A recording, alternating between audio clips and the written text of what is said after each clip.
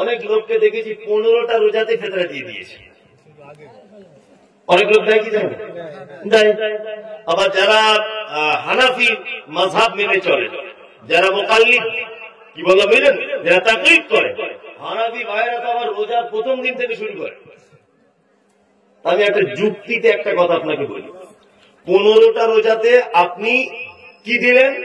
ফেতরা দিলেন। আচ্ছা বলুন, এখনো তো 15টা রোজা বাকি আছে আপনার, তাহলে এর মাঝখানে তো আবার ভুল ত্রুটি হতে পারে কি পারে না? পারে। আগে ফেতরা দেওয়ার কোন যুক্তি আছে না নেই? তাহলে আল্লাহ রাসূলের সুন্নত কি? সুন্নত ঈদগাহে যাওয়ার আগে আল্লাহ নবী সাল্লাল্লাহু আলাইহি ওয়াসাল্লাম ফেতরা বার করে দিয়ে তবে তুমি ঈদগাহে যেতে দেবে। তবে ওলামাদের মতামত হচ্ছে এই, গরিব মানুষ যাতে বিশেষ উপকৃত হয় ওই জন্য রোজার ঈদে 2, 1 দিন 3 দিন আগে পর্যন্ত ফেতরা দেওয়া যাবে। এইবার ফেতরা দেব কি? ফেতরা খাদ্যদ্রব্য দিয়ে দেবেন। কি বললাম বুঝলেন? চাউল দিয়ে দেবেন। আমাদের প্রধান খাদ্য কি? ভাত। চাউল দিয়ে দেবেন সবাই। যদি বলছে মনির সাহেব এত চাউল গরিব মানুষকে কি করবে, তো ওর চাউলের সম্পর্কে তোমার এত টেনশন কিসের? 11 মাস জোর খাওয়া হয়নি, তুমি খোঁজ নিয়েছিলে? তুমি এত ভাবতে যাচ্ছ কেন ওর ব্যাপারে? একটা কথা মাথায় রাখবেন, ইবাদত এর কোন পদ্ধতি কখনই চেঞ্জ করা যাবে না। সেটা একটি ইবাদত। আল্লাহ রাসূল সাল্লাল্লাহু আলাইহি ওয়াসাল্লাম খাদ্য দ্রব্য দিয়ে দিয়েছেন, আপনাকে এইটা দিয়েই দিতে হবে, এটা একটি ইবাদত। নাম্বার 2 নম্বরটা জেনে নেন, ফেতরা জমা করবেন কোথায়? এই জায়গাটা খুব গেলা কাজ। প্রথমে আমাদের বুঝতে হবে সুন্নত পদ্ধতি কোনটা, এটা জানতে হবে। আমি মুমতাজুল ইসলাম এটা মাইকে বলে দিয়ে গেলাম, সোশ্যাল মিডিয়াতে কালকে লাখ লাখ লোক দেখবে। আমি তদন্ত করে গবেষণা করে পড়াশুনো করে জেনে বুঝে তবে এই কথাটা বলছি, আপনি আমার কথা কাটবেন না। একা নিজের ফেতরা নিজে একা দেওয়া সুন্নত, মাথায় থাকবে। যদি বলছেন মনির সাহেব তাহলে মসজিদে এক জায়গায় করা যাবে না, এক জায়গায় করা যাবে। যার কাছে এক জায়গায় করবেন সেই মোড়ল যদি ইমানদার লোক হয়, আর মোড়ল যদি এই দায়িত্ব পালন করে যে রোজার ঈদের চাঁদ ওঠার আগে সমস্ত ফেতরা বিলি বন্টন করে দিব, গরিবদের মাঝখানে সব বুঝে দিব, আর এই কারণে ওই মোড়লের কাছে ফেতরা জমা করা যাবে। যে ফেতরা ইমানদারিতার সাথে মোড়ল ঈদের চাঁদ ওঠার আগে পর্যন্ত গরিব মানুষদের বাড়িতে পৌঁছে দিবে, এই মোড়ল বা এই মসজিদ কমিটির কাছে জমা করা কি যাবে। আর যে মসজিদ কমিটি ঈদ হয়ে যাবার 13-14 দিন পরে ফেতরা বিলি করছে, এই মসজিদ কমিটিকে ফেতরা জমা করা যাবে না। মনে থাকবেন, কোন সরকার গল্প নেই এখানে। যে সরকার মুহাম্মদ সাল্লাল্লাহু আলাইহি ওয়াসাল্লাম আমাদের মূল কথা কি বলছি বুঝতে পারছেন না? যে সমস্ত যে সমস্ত সর্দার ভাইরা আছেন, ফেতরা জমা হবে, আর ওই জমা ফেতরা চাঁদ ওঠার আগে আগে গরিব মানুষদের বাড়িতে পৌঁছে দেবেন সর্দারেরা। এটাই হচ্ছে সুন্নত। আপনি মানবেন না মানবেন আপনার ব্যাপার। আপনি 1.5 মাস ধরে বলি করি, আমি আপনাকে গাল দিতে যাবো না, মারতেও যাবো না। সুন্নত যেটা সেটা বলে দিলাম। কি বলছি বুঝতে পারছেন? আপনি মানলে মানুন, না হলে ছেড়ে দেন, কোন সমস্যা নেই। তো কথা বলে কোন দরকার নেই। কোন সর্দার যদি এই কাজে যুক্ত থাকেন, এখানে যদি থাকেন সর্দার সাহেব, অবশ্যই আপনি গরিবের বাড়িতে ফেতরাটা চাঁদ ওঠার আগে পৌঁছে দেবেন। তার মাল আটকে রাখার অধিকার আপনার নেই। ফেতরা কেন? গরিব মানুষ আপনার ঈদের আনন্দে যাতে অংশগ্রহণ করতে পারে, আপনার বাচ্চা যে নতুন জামা পড়েছে তার বাচ্চাও যেন পড়তে পারে, আপনি ঈদের দিনে যে লুঙ্গি দামি পড়েছেন ও যেন সেই ঈদের লুঙ্গিটা পড়তে পারে, দামি লুঙ্গি। এই কারণেই আল্লাহ রাসূল ফেতরার ব্যবস্থা করেছেন। আপনি কেন, কোন নিয়মে, কোন পদ্ধতিতে আপনি তার ফেতরাকে আটকে রাখলেন? তার বাড়িতে পৌঁছে দিতে হবে, এটাই হচ্ছে সুন্নাত। আমরা সঠিকটা মানার চেষ্টা করবো ইনশাআল্লাহ, ইনশাআল্লাহ। আর একটা দুটো মাসলা মাসাইল আপনাদেরকে বলে দিই, এগুলো জেনে রাখলে খুব উপকার হবে। অনেক সময় আমরা গ্রাম্য বাংলার মানুষ একটা কথা বলি, কেউ যদি ইচ্ছা করে একটা রোজা যদি ভাঙে, সারা জীবন রোজা করে ওইটা শোধ করা যায় না। বক্তব্য দেয় না, আর লোকও তাই ভাবে। জি না, এটা মিথ্যা কথা। সত্য কি, আপনি রমজান মাসে রোজা রাখতে পারেননি, ইচ্ছা করি একটা রোজা ভেঙে দিয়েছেন। কি করে ভেঙেছেন? ভাত খেয়ে, খিদে লেগেছিল, ভাত খেয়ে ফেলেছেন। চায়ের দোকানে গিয়ে নেশা সামলাতে পারেনি, চা পান করে নিয়েছেন। আপনি একটা ফরজ ইবাদত ছেড়ে দিয়েছেন, সেটা কাবিরা গুনাহ করেছেন। কি বললাম বুঝলেন? এই গুনার জন্য আপনি আল্লাহর কাছে তওবা করুন, ইনশাআল্লাহ আল্লাহ আপনাকে ক্ষমাশীল, ক্ষমা করে দিবেন। একটা রোজা ভেঙেছি বলে সারা জীবন রোজা করতে হবে, তাও শোধ করা যাবে না, এটা মিথ্যা কথা। খাদ্য দিয়ে, মানে খাবার জাতীয় জিনিস দিয়ে যদি কেউ রোজা ভাঙে, তাহলে তার কাফারা এটাই যে সে কাবিরা গুনাতে লিপ্ত হলো, দোয়া করতে হবে, আল্লাহ তার ক্ষমা করে দিবে। শুধুমাত্র রোজা যদি স্বামী স্ত্রী মিলন করে যদি কেউ ভাঙে, তার কাফারা আছে। দুপুরবেলাতে স্বামী স্ত্রী শুয়েছিল, কোন কারণে মানে সে স্বামী স্ত্রী মিলনে লিপ্ত হয়ে গেছে, দুজনেরই রোজা ভেঙে গেছে, ফরজ রোজার সময়, এর জরিমানা আছে। জরিমানা কি? ওই যে গোলাম আজাদ করতে হবে, 60টা রোজা রাখতে হবে, না হলে 60টা মিসকিন খাওয়াতে হবে। 30টা রোজাতেই যদি এই ঘটনা ঘটায়, তাহলে 60টা আরো পারবে? 30টাতেই যদি এই ঘটনা ঘটিয়ে দেয়, 60টা পারবে? তার মানে সব থেকে ভালো আমাদের বর্তমানে যৌবনের যা চাহিদা, রমজান মাসে আমার মনে হয় এসব আলোচনা না করাই ভালো, তবুও করে দিচ্ছি, স্বামী স্ত্রী একটু দূরে থাকাই ভালো, একটু দূরে থাকা ভালো। কারণ বাই চান্স শয়তান তো ইচ্ছা করে সব সময়ই আপনাকে মনে কুমন্ত্রণা দিবে। কি বললাম বুঝলেন না? তারপরে ইফতারি করার থেকে নিয়ে সাহারি পর্যন্ত আপনি আপনার স্ত্রীর কাছে গমন করুন, কোন সমস্যা নেই, কোন সমস্যা নেই। এইবার আপনাদেরকে আর একটা কথা বলে দিই, আমাদেরকে আল্লাহ রোজা ফরজ করেছেন কেন, এটা জানা লাগবে কি লাগবে না? লাগবে। আল্লাহ তাআলা বলছেন, ইয়া আইয়ুহাল্লাযীনা আমানু কুতিবা আলাইকুমুস সিয়াম কামা কুতিবা আলাল লাযীনা মিন ক্বাবলিকুম লাআল্লাকুম তাত্তাকুন। তোমাদের জন্য সিয়াম ফরজ করা হয়েছে। রোজা কি ফরজ? কেন ফরজ করা হলো? আল্লাহ বলছেন লাআল্লাকুম তাত্তাকুন, যাতে তোমাদের ভিতরে পরেজগারিতা জন্ম হয়, যাতে তোমাদের ভিতরে তাকওয়া আল্লাহ ভীতি জন্ম হয়। এই আমি একটা যুক্তি দিয়ে কথা বলছি, দেখুন কত মজা লাগে। আচ্ছা, এই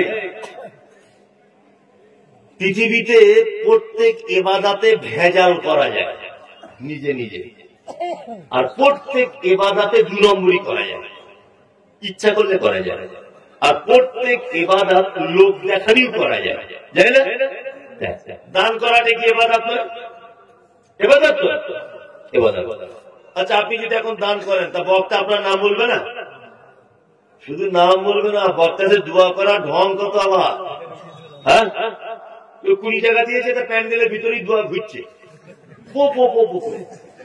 2000 দিয়েছে, প্যান্ডেলের বাইরে বার করে দিয়েছে, দিয়ে পালিয়েছে।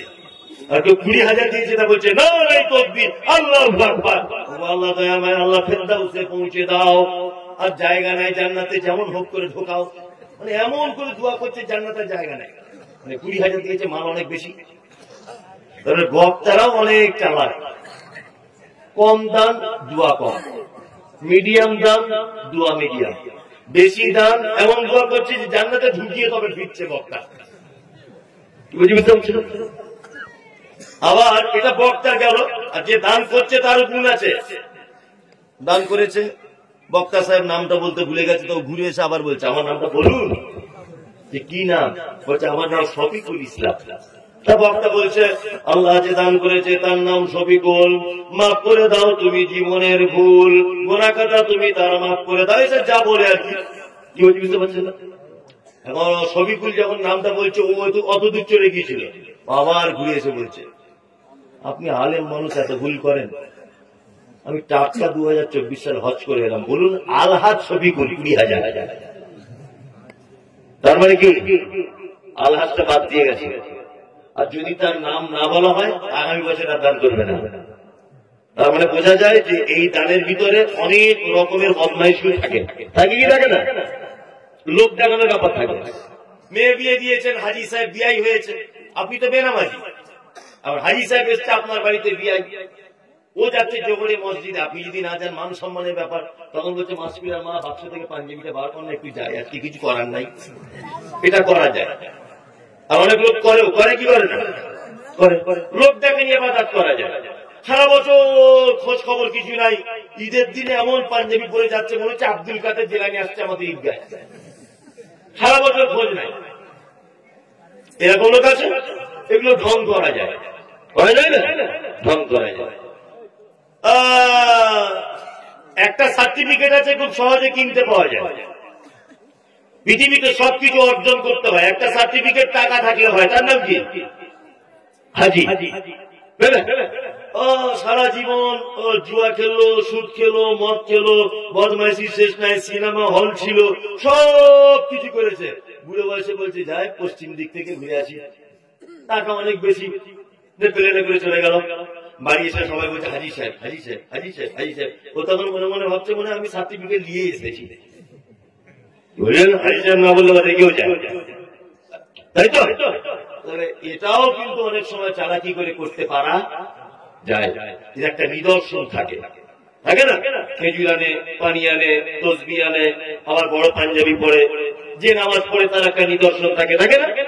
এই জায়গাটায় কালো দাগ হয়, কারো এই জায়গাটায় ঘাটা পড়ে যায়, যায় না? তাহলে পৃথিবীতে প্রত্যেক ইবাদত মানুষ দেখানো যায়, একটি মাত্র ইবাদত আছে, ইবাদতটা শুধু মানুষ আল্লাহর ভয়ে করে, তার নাম কি? রোজা। এক সাহারি থেকে ইফতার পর্যন্ত পানি টানি খাওয়া যাবে, একটু হালকা পানি পান করা যাবে, হালকা বিড়ি টিড়ি টানা যাবে না, কিছু যাবে না, ভালোই তো আপনারা জানেন। তাহলে সব টিপচি তাহলে টানা চুরি যাবে না, খাওয়া যাবে না, তাই তো? এইবার আপনি বাথরুম ঘরে গোসল করতে ঢুকেছেন, কথা বুঝবেন, কঠিন পিপাসা লেগেছে, বহরমপুরে গিয়েছিলেন কাজে, সাইকেল চালিয়ে এলেন, কঠিন পিপাসা হয়, জান বার হয়ে যাচ্ছে, বাথরুমে দরজা লাগিয়ে দিলেন, বাথরুমে কেউ যায়? একাই যায়। আচ্ছা, তখন আপনি ইচ্ছা করলে 2 ঢোক পানি পান করতে পারতেন কি পারতেন না? পারতেন। কেউ করে?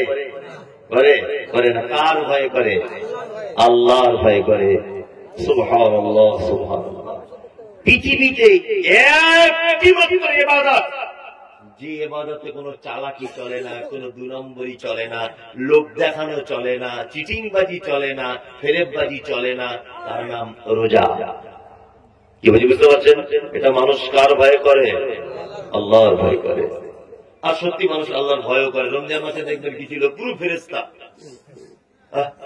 পুরো ফেরেশতা। মসজিদে গেলে জুতো চুরি, এত লোকের আমদানি, জুতো পাল্টাপাল্টি, কানে দুটো দাঁতন নিয়ে ঘুরছে, তো কি ইবাদতে, আল্লাহু আকবার। ঠিক 27টা রোজায় বহরমপুরে সিনেমা হল থেকে অনলাইনে টিকিট বুক করে রেখেছি, ঈদের দিনে দেখতে যাবে, তাই এরকম লোক আছে। ওকে যদি উমরপুরের গরুহাটে যদি বিক্রি করা হয় গোস্তের দরে 1.5 কুইন্টাল ওর শরীরে গোস্ত, অথচ রমজান মাসে বলছে পরিশ্রম আমার গ্যাসের অসুখ, রোজা রাখতে পারি না। অথচ মনে হয় একটা ছোট বকরি ছাগল ভুনা করে দিলে একাই খেতে পারবে, আরাম করে রমজান মাসে রোজা রাখে। মেয়েটার বয়স 16 বছর। তোমার মাকে বলছি কি ব্যাপার ভাবি, কি ব্যাপার চাচ্ছি, তোমার মেয়ে রোজা রাখলো না? বলছে আমার কচি মেয়ে কি করে রোজা রাখবে, ভোরবেলা উঠতে পারে না। 17 বছর বয়স, বিয়ে দিলে কাজ সকালে ছেলে হবে। তুমি বলছো তোমার মেয়ে বাচ্চা, ও মেয়েকে আমি চিনি না। স্কুল খোলে 11টায়, আর তোমার মেয়ে বাড়ি থেকে বার হয় 9:30টায়, এই 1.5 ঘন্টা করে কি? এখনো তুমি বলছো আমার মেয়ে বাচ্চা। তোমার মেয়ে রাতের বেলা মোবাইলে SMS করে, চ্যাটিং করে, ভিডিও করে, কথা বলে, আমরা বুঝি না তোমার মেয়ে এখনো বাচ্চা? 17 বছর বয়স হয়, আর ওর মা ওকে সাপোর্ট দিচ্ছে, আমার কচি মেয়ে কি করে রোজা রাখবে হুজুর। আশ্চর্য। এই সমস্ত ভণ্ডামিগুলো হয় কি হয় না? হয়। শুনুন, অর্ধেক রোজা নেই, অর্ধেক রোজা বলে কোন রোজা নাই। যেমন আমার মাদ্রাসা রমজান মাসে খোলা থাকবে, রমজান মাসে আমার মাদ্রাসা টোটাল খোলা থাকবে, ইফতারি হবে, সাহারি হবে, সব হবে, রমজান মাসে কোনো ছুটি নেই। যারা একদম বাচ্চা, কোরআনের হিফজের মাদ্রাসা, একদম যারা বাচ্চা, ওই 5 বছর 6 বছর বয়সের ছেলেরা ভর্তি হয়েছে, তো ওরা তো রোজা রাখতে পারবে না, পারবে বলুন? পারবে না। ওদেরকে আমি সব কালকে বসিয়ে মাদ্রাসায়, আমার মাদ্রাসায় বুধবার পর বৃহস্পতিবার জলসা, কাল বা পরশু দিন আমি ওদেরকে বলে দিয়েছি যে তোমাদের রোজা কারো 10টা পর্যন্ত আর কারোর 12টা পর্যন্ত ইফতার, তোমাদের 12টায় কারোর ইফতার হবে, কারোর 10টায়। তোমাদের কারোর অর্ধেক রোজা আবার কারোর তার অর্ধেক রোজা। 10টা পর্যন্ত পানি টানি কিছু খেতে পারবে না, যে খাবে সিসি ক্যামেরায় দেখতে পারে তার চামড়া তুলে দেবো। আচ্ছা, এই 10টা পর্যন্ত কারা কারা রোজা করবে? 20 জন হাত তুলেছে, হুজুর আমরা সবাই করবো 10টা পর্যন্ত। আচ্ছা বলো 12টা পর্যন্ত কারা? আরো 20 হাত তুলেছে, ধরে নেন হুজুর আমরা। আসলে অর্ধেক রোজা নয়, এটা হচ্ছে ওদের ট্রেনিং। কি বলো বুঝলেন না? যাতে আগামী বছর 2টো করতে পারে, তারপরের বছর আবার 2টো করতে পারে। এটা কি ট্রেনিং? আপনার বাচ্চাকে আপনি ট্রেনিং দেবেন, ভোরবেলা কত তুলবেন? 7 বছরের বাচ্চা তাই কি তুলুন, ওকে সাহারি খেতে বলুন যে 2টো খাজুর খাও মা, 2টো খাজুর খাও। তুমি মা 12টা পর্যন্ত রোজা ভেঙে দেবে, তোমার খুব বড় নেকি। আর তুমি যদি না করো না, আল্লাহ তোমার জিভ কেটে দেবে, আল্লাহ তোমার চোখ কানা করে দেবে, ভয় দেখাবেন। তার মানে অভ্যাস করবেন, ওকে ট্রেনিং দেবেন। মাঝে সাঝে ওকে চেক করবেন, বাবু কিছু খেয়ে নাওনি তো? হ্যাঁ, তুমি মনে হয় চকলেট খাচ্ছিলে না?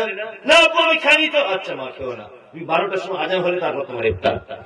এইভাবে বাচ্চাদেরকে ট্রেনিং দিতে হবে। সাহাবায়ে কেরামগণ এইভাবে বাচ্চাদের ট্রেনিং দিতেন। কি বলছি বুঝতে পারছেন? আর আমাদের তো গোড়াই খারাপ, তার গাছে ফল ধরবে কি করে? ওর বাপই তো রোজা রাখে না। হ্যাঁ, ওর বাপই রোজা রাখে না। আমাদের পাড়া গ্রামের একটা খারাপ কথা আছে যে শাশুড়ি যদি দাঁড়িয়ে মোটে, বৌমা ঘুরিয়ে মোটে। এটা আমাদের পাড়া গ্রামের কথা। তা বাপই যদি রোজা না রাখে, ওর বেটা জীবনে আর ওকে দেখে শিখবে? হ্যাঁ, বাপ ভালো তার বেটা ভালো, মা ভালো তার ঝি, গাই ভালো তার দুধ ভালো, গাই ভালো তার বাছুর ভালো, দুধ ভালো তার ঘি। একটা কথা আছে, মা যেমন হবে দেখবেন মেয়ে ঠিক তেমন হবে, বাপ যেমন হবে দেখবেন বেটা ঠিক তেমনই হবে, হবার চান্স বেশি। আপনাকে দেখে আপনার বেটা শিখবে, আপনাকে দেখে আপনার কি শিখবে? বেটি শিখবে। ইনশাআল্লাহ আমরা রমজানের জন্য প্রস্তুতি নেব। ইনশাআল্লাহ সবাই ইনশাআল্লাহ 30টা রোজা রাখবো। ইনশাআল্লাহ ইনশাআল্লাহ আল্লাহ আমাদের তৌফিক দান করো। আমিন আমিন। আচ্ছা, তাহলে রমজানের ব্যাপারটা পাঠ শেষ। আমি বলেছিলাম 1 ঘন্টা করে বলবো, 1 ঘন্টা প্রায় 10 মিনিট হয়ে গেল এই রমজান সম্পর্কে বলতে। এটা বললে তো আরো অনেক টাইম লাগবে। আমি এবারে নফল দান সম্পর্কে আরো আপনাদেরকে কিছু হাদিস এবং কোরআন এবং যুক্তি দিয়ে বোঝানোর চেষ্টা করব। নফল দান আর নফল রোজাটা কেন বলছি বুঝতে পেরেছেন? যে আল্লাহর রাগকে ক্ষমা করা যায়, তাই না? অনেক জরিমানার কাফারা, তাই তো? এবার আমার দিকে ফিরুন। কথা বলছেন কেন? আমার দিকে ফিরতে হবে। প্রথমে আপনাদেরকে বলুন, দান আর সাদকা এটা এক না আলাদা? কে বলছে আলাদা আলাদা? পুরস্কার ব্যবস্থা আছে, বলুন কে? বলুন যে আমি বলেছি, আমি তো মারবো না আপনাকে, বলুন। ও বলেছে না? দান আর সাদকা আমরা অনেক জনাই জানি, এখানে যতজন বসে আছি প্রায় মানুষ জানি আলাদা। আমি মুমতাজুল ইসলাম আপনাদের ভুল ভাঙাতে এসেছি। যার নাম লাউ তার নাম কদু। আরবিতে বলে সাদাকা, বাংলায় বলে দান। যার নাম দান তার নাম সাদাকা। একটা জিনিস জানা হয়ে গেল, দান আর সাদকা একই। নাম্বার 2, ফরজ দান আছে আর নফল আছে। ফরজ কি? ফরজ হচ্ছে সংসার পাতি চালানোর পর 1 লক্ষ টাকা বাঁচলো, 2.5% জাকাত, এটা কি ফরজ? আপনি দিতে বাধ্য। এইবার সাধারণ দান কোনটা? এই জলসাতে চাঁদা তোলা হচ্ছে আগামী বছরে যাতে জলসা হয়, এই খরচার জন্য, এটা তার নাম নাকি সাধারণ দান। আবার দান 2 ভাগে বিভক্ত। কয় ভাগে? 2 ভাগে বিভক্ত। একটা সাধারণ দান আর একটা সাদকায়ে জারিয়া। কি বললাম বুঝলেন? এখন সাধারণ দান, আপনি বহরমপুর হোটেলে ভাত খেতে ঢুকেছেন, একটা বাচ্চা ছেলে বলছে, বাবু কিছু দাও না, বাবু কিছু দাও, বাবু কিছু দাও। আপনি বাচ্চা ছেলেটাকে হাতে করে ধরে হোটেলের ভিতরে নিয়ে গেলেন, তাকে কিছু খাইয়ে দিলেন। আচ্ছা, এটা দান কি দান নয়? দান। এটা সাধারণ দান। আর সাদকা জারিয়া যে দানের ধারাবাহিকতা বজায় থাকে, এর নাম কি? সাদকা জারিয়া। এখানে আমি একটা কথা বলবো, এটা মসজিদের উন্নতি করবে স্যার, কারণ এই কথাটা মনে হয় না বলাই ভালো, কমিটির লোকও রেগে যাবে। কিন্তু রেগে গেলেও হবে না, আমি সত্যিটা বলে, সত্যিটা বলবো কি বলবো? আচ্ছা, আমার পাতলা পায়খানা হচ্ছে খুব, ধরে নেবে মোটামুটি 12-13 বার হয়েছে, বা একটা ছেলে হচ্ছে ধরে নেবে 12-13 বার। মাঠে পায়খানা করছে, সে একদম আগলা হয়ে পাচা খুলে, এখন পাচা খুলে যে বসেছে, ওখানে একটা বিষাক্ত সাপ ছিল, সাপ ওর পাছাতে কামড়ে দিয়েছে। ও দৌড়াতে দৌড়াতে দৌড়াতে দৌড়াতে ফটিক ডাক্তারের কাছে গেছে। ফটিক ডাক্তার কি বলছে, ডাক্তারবাবু কি সর্বনাশ হলো, কি সর্বনাশ হলো? বলছে কি হলো? বলছে আমার পাতলা পায়খানা হচ্ছে, থাকতে পারিনি, মাঠে গিয়ে যেই লুঙ্গিটা তুলে বসেছি, একটা সাপ এসে কামড়ে দিয়েছে, তাড়াতাড়ি করে ঔষধ দেন। আচ্ছা বলুন, ডাক্তার যদি অরিজিনাল হয়, পাতলা পায়খানার ওষুধ আগে দেবে না সাপের বিষের জন্য আগে ওষুধ দেবে? কোনটা? হ্যাঁ, পায়খানা ওর আরো 4 বার হলেও বেঁচে থাকবে, তাই না? কিন্তু সাপের বিষের ওষুধ না দিলেও মারা যাবে। তার মানে শুধু ডাক্তার বলে হবে না, কোন ঔষধ কখন দিতে হবে এই জ্ঞান থাকতে হবে। টাকা আছে বলে দান করে দেবো, সাদকা জারিয়া করে দেবো, এটা নয়। সাদকা জারিয়া কোন জায়গাটায় করা উত্তম, এটা আমাদের জানা লাগবে কি লাগবে না বলুন? লাগবে, লাগবে। মসজিদ কমিটি ভাই, আপনারা রাগ করবেন না, আমি আল্লাহর রাস্তায় আপনাকে বলছি, রাগ করবেন না, একদম করবেন না।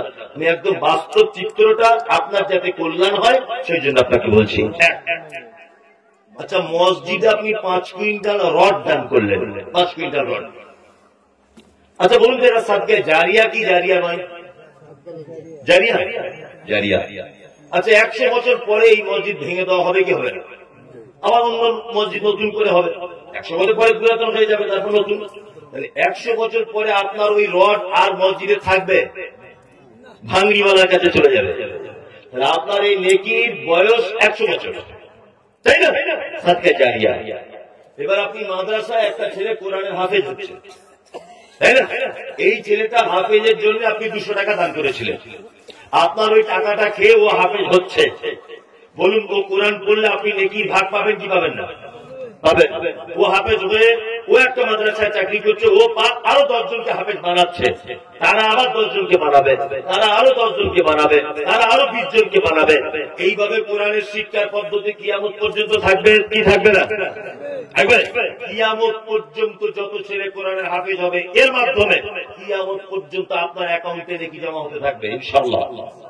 তার মানে বোঝা যাচ্ছে, সাদকায়ে জারিয়ার সব থেকে উত্তম জায়গা হচ্ছে কোরআন তেলাওয়াতের শিক্ষার ব্যবস্থা আছে যেখানে, ওইখানে সাদকায়ে জারিয়া করতে হবে, উত্তম সাদকায়ে জারিয়া। আমি মসজিদে দান করতে মানা করিনি, তবে প্রয়োজন বুঝতে হবে কোন জায়গা আমার লাভ আর কোন জায়গায় লস। আল্লাহ নবী সাল্লাল্লাহু আলাইহি ওয়াসাল্লামের হাদিস, মৌমাছির মতো দেখতে বাড়িতে একটা পোকা বাসা বাঁধে, একাই থাকে। বাথরুম ঘরে, রান্না ঘরে দেখবেন বাসা করে মাটি দিয়ে, 1 ফোঁটা পানি দিলে বাসাটা ভেঙে যায়। ওটা কি পোকা বলে? ডুবলো পোকা। তোর বয়স কত? বিয়ে করেছিস? সাংঘাতিক বুদ্ধি তো। ভেমরুল না, না, ও যেটা বলেছে ওটা ঠিক, আপনার তো হয়নি। ওটা ভেমরুল বলে, ভেমরুল তো কালো না, ওটা বড়টাকে বলে। আর একটা আছে দেখবেন পাছার দিকে মোটা মতো, মাঝখানের দিকে সরু, আর মাথাটা আছে, ও একাই বাসা বাঁধে মাটি দিয়ে, ছোট্ট করে একটুখানি কালো টাইপের, তাই না? এই শব্দটাই হাদিসে এসেছে। আল্লাহ নবী বলছেন, কেউ যদি তার নিজের টাকা দিয়ে এই মাটি তোলার ওই পাখিটার বাসার মতো একটুখানি মসজিদ যদি নিজের টাকা দিয়ে কেউ যদি উঁচু করে দেয়, আল্লাহ তার জন্য জান্নাতে রাজপ্রাসাদ তৈরি করবে। কি বুঝতে পারছেন? মসজিদ দান করা কোন ব্যাপার নয়, কিন্তু আমি আপনাকে বলছি এই দানের লংজিভিটি 100 বছর। কিন্তু কোরআনের শিক্ষার ব্যবস্থা যেখানে আছে, তার লংজিভিটি কিয়ামত পর্যন্ত। কি বললাম বুঝতে পারছেন? এইবার আপনাদের আর একটা কথা বলি, দান আমাদেরকে করতে হবে কেন? কেন দান করবেন আপনারা? আল্লাহ নবী সাল্লাল্লাহু আলাইহি ওয়াসাল্লাম তিনি বলেন, ইত্তাকুন নার ওয়া বিশিক্কি তামারিন, তোমরা জাহান্নাম থেকে বাঁচো, যে কোনো মূল্যে বাঁচো। জাহান্নাম থেকে বাঁচার কিছু নেই। তুমি একটা খাজুর খাচ্ছিলে, ওই খাজুরের একটু অংশ তোমার হাতে আছে, ওই অংশটা তুমি আল্লাহ রাস্তায় দান করে দাও, তার বিনিময়ে তুমি জাহান্নাম থেকে বাঁচো। তবুও তোমাকে বাঁচার লাগবে। কি বললাম বুঝলেন? আর একটা আপনাকে বলি, আপনি দান করবেন কেন? আচ্ছা, যে সম্পদগুলো আপনার বর্তমানে আছে, এই সম্পদ কার? আল্লাহ। তো ভালোই তো আপনারা সব বোঝেন তো। তাহলে আপনার ব্যাংকে যে টাকা আছে, জমি আছে, জায়গা আছে, ধান আছে, ভুট্টা আছে, এগুলো সব কার? আল্লাহ। এবার আমি একটা কথা বলছি, তোমার কাছে আমার 20,000 টাকা জমা রাখো, কালকে যদি বলি যে তুমি আমায় টাকাটা ফেরত দাও, তাহলে তুমি দেবে না রেখে দেবে? কোনটা দেবে? যদি রেখে দাও তাহলে তুমি লোক ভালো না খারাপ? আপনি লোক খারাপ তাহলে, তাই তো? আচ্ছা, এবার আল্লাহ একটা শব্দ ব্যবহার করছে কোরআনে, দেখুন, এইভাবে বুঝিয়ে আপনাকে কেউ বলবে না। আল্লাহ বলছেন, আনফিকু মিম্মা রাযাকনাকুম, তোমরা খরচা করো, আমি তোমাদেরকে যে রুজি দিয়েছি তার থেকে খরচা করো। তাহলে রুজির মালিক কে? সবাই বলুন, রুজির মালিক কে? আল্লাহ।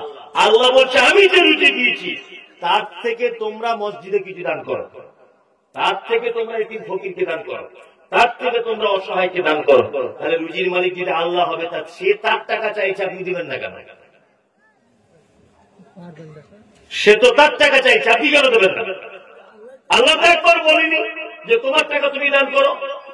আল্লাহ বলেছে, আনফিকু, তোমরা খরচা করো, মিম্মা রাযাকনাকুম, আমি তোমাদেরকে যে রুজি দিয়েছি।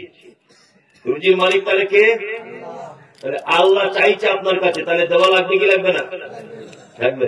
চাইলে তো আপনি দেন না, তার মানে আপনি লোক ভালো না, তার মানে আপনি কি? হিসাব, হিসাব কি জানবে? হিসাব। আরে বক্তাদেরকে এত চাওয়া লাগবে কেন?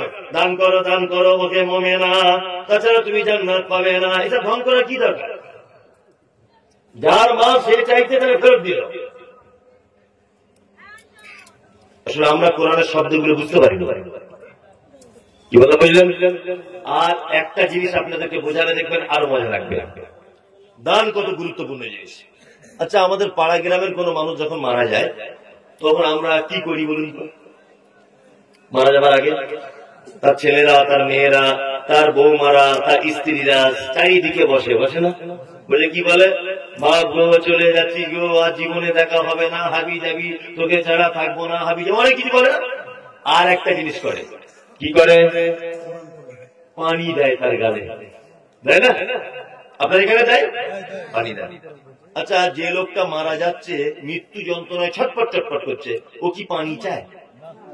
বড় মেয়ে, তুই একটু ওই যে এই যে এই যে এদিকে টাকা দিতে, ওই দিক থেকে যাবে, যে যা দিচ্ছেন যান, ওই দিক থেকে গিয়ে বসুন। আমার একটু পানি দে, কলিজা ফেটে যাচ্ছে, এরকম কিছু বলে? এবার চমৎকার একটা হাদিস শুনুন, সে কি বলে? মরার আগে হাদিসটা শুনুন। আল্লাহ নবী বললেন, একটা মানুষ যখন মারা যায়, মারা যাবার আগের মুহূর্তে সে মালাকুল মউতকে নিজে চোখে দেখতে পায়। বন্ধুরা আমার, আল্লাহর নবী বলেছেন, এক গ্লাস পানি থেকে এক ফোঁটা পানি যদি মাটিতে পড়ে যায়, যেমন আওয়াজ হয় না, একজন ইমানদার মানুষের আত্মাকে যখন মালাকুল মউত যখন ধরে, তার আত্মাটাকে পার করে নেয়, তার ডান দিকে, তার বাম দিকে, তার পিছনে, তার সামনে, তার বেটা বসে থাকে, বেটি বসে থাকে, তার বৌমা বসে থাকে, তার স্ত্রী বসে থাকে, কেউ বুঝতে পারে না। তার মাঝখান থেকে লোকটা দেখবেন মারা যায়।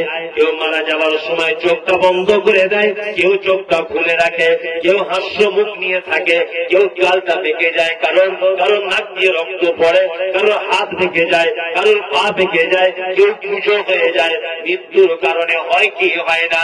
বিশ্ব নবী বললেন, এই ইমানদারেরা শুনে রেখে দাও, একজন ইমানদারের আত্মাকে যখন মালাকুল মউত যখন পার করে, লোকটা যদি আল্লাহওয়ালা হয়, লোকটা যদি ফরেজগার হয়, তাহলে একটা শিশু যেমন তার মায়ের কোলে থাবা দিতে দিতে যেমন ঘুমিয়ে পড়ে, ঠিক তেমন যেন লোকটা আস্তে আস্তে করে ঘুমিয়ে যায়, পৃথিবীর কেউ বুঝতে পারে না।